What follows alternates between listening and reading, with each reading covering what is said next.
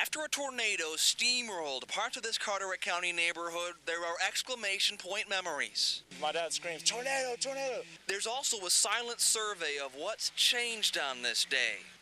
It all started with that sound. And it was the loudest noise, like a freight train coming through. This home definitely got the worst of it. Neighbors say this spot is where the twister came off the water. In the wreckage here, you can see remnants of everyday life. A bed frame right over here, the outline of it at least. Here's a bedside table to 4 legs pointing skyward. How about a dream of the summer we're about to get into? Knee board or boogie board right here.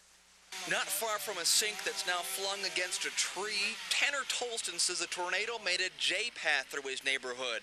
Tolston's house lost part of its roof. It turned to head right into the garage that belongs to a man who almost made a big mistake. You almost canceled your wind insurance yesterday. Your wife convinced you to keep it, and this is what happened today. I would have been in trouble tonight, big time, if I'd have canceled it.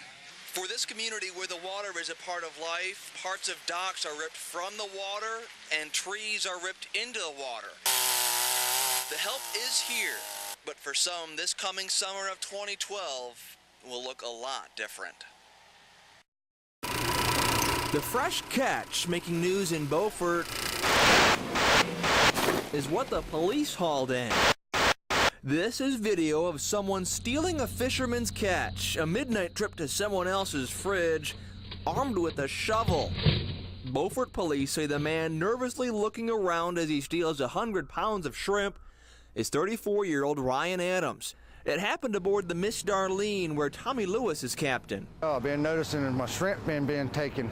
That happened twice in the last 2 weeks, so Lewis put a camera among the nets, the chains, the ropes on board.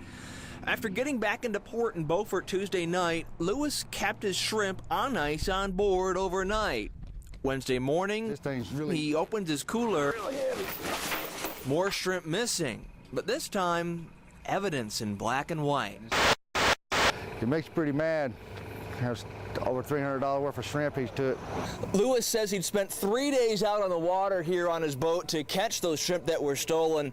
He says he just works too hard to have let somebody simply have gotten away with those shrimp.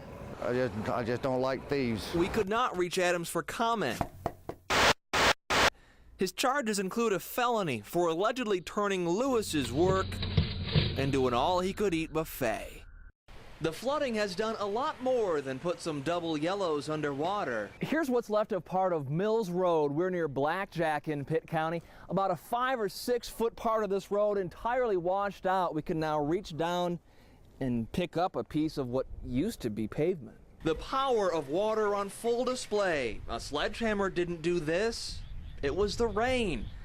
The cratered road forced Greg Britt to find a new way home. What about Mother Nature's power in all this? Oh, it's awesome stuff.